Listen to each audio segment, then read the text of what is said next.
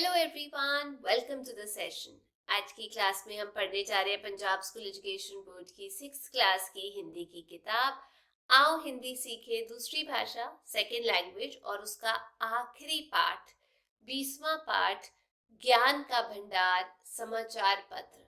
आज इस पाठ को डिटेल में डिस्कस करेंगे और मुश्किल शब्दों के अर्थ भी जानेंगे।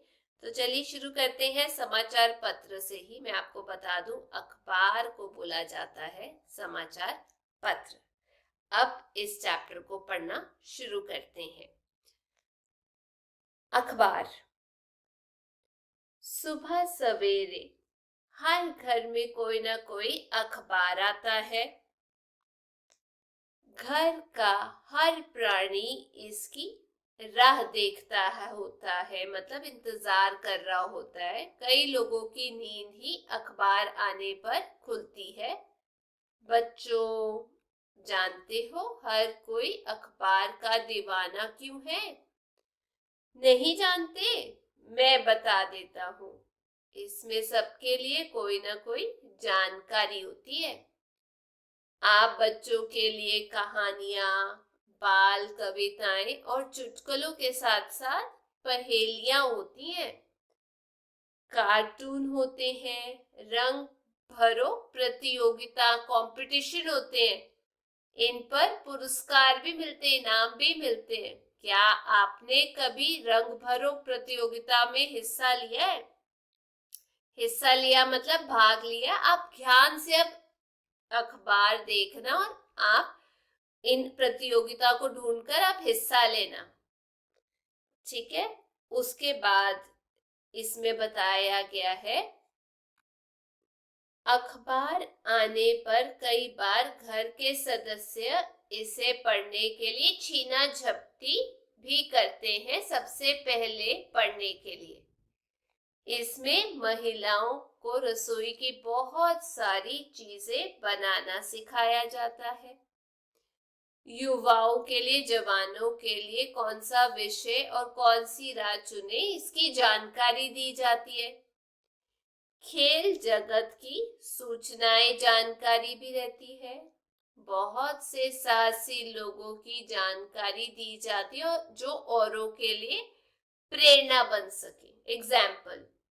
बच्चों, इसीलिए समाचार पत्र को ज्ञान का भंडार कहा जाता है। इसमें हर क्षेत्र की सामग्री मिलती है। एक बहुत बड़ी बात बता दूं कि जो बच्चा प्रतिदिन समाचार पत्र पढ़ता है उसका सामान्य ज्ञान दूसरों से कई ज्यादा होता है, इंटेलिजेंट होता है वो। पाठ्य पुस्तकों के साथ साथ समाचार पत्र पढ़ने से ज्ञान बढ़ता है। कागज छापने की मशीन आने के साथ ही समाचार पत्रों का प्रकाशन शुरू हुआ था। ये समाचार पत्रों के संपादक ही थे जिन्होंने देशभक्ति की भावना लोगों में भरी।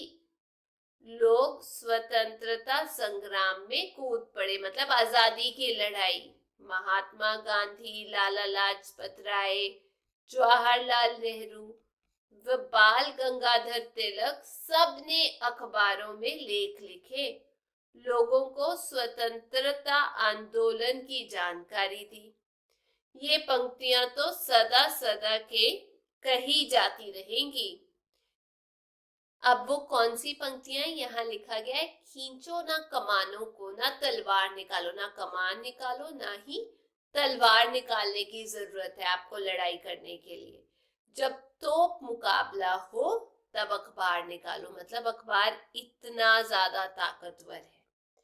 आगे बताया गया है, बच्चों आपको पता है कि शहीद भगत सिंह ने भी कानपुर में बलवंत नाम से प्रताप अखबार में कुछ समय उप संपादक के तौर पे काम किया था। संपादक के सहयोगियों को उप संपादक कहा जाता है। आजकल भी अखबारों की जरूरत व महत्व बढ़ता जा रहा है। नए तकनीक से अखबार रंगीन फोटो के साथ प्रकाशित होने लगे, छपने लगे। पहले श्वेत शाम अखबार प्रकाशित होते थे, ब्लैक एंड व्हाइट। पहले डाक द्वारा समाचार भेजे जाते थे, फिर टेलीग्राम से भेजे जाने लगे, तार से। अब इंटरनेट पर भेजे जा रहे हैं। समाचार भेजने वाले को क्या कहते हैं पता है? समाचार भेजने वाले को रिपोर्टर या पत्रकार कहते हैं। यदि आप अपनी कक्षा में प्रथम फर्स्ट आ जाओ तो रिपोर्टर आपके घर फोटो लेने आते हैं। ये भी पूछते हैं कि क्या बनना चाहते हो। समाचार पत्रों का प्रकाशन करने के बाद इन्हें बंडल बनाकर अलग अलग शहरों में भेजा जाता है। वहां एजेंसी मालिक हॉकरों को, मतलब बेचने वालों को अखबार देता है। तब हर सुबह अखबार आपके हाथ में पहुंचता है। अखबार हॉकरों के लिए रोजगार, काम का एक जरिया है और हमें पढ़ने के लिए ज्ञान। इसलिए अखबार ज्ञान के भंडार है।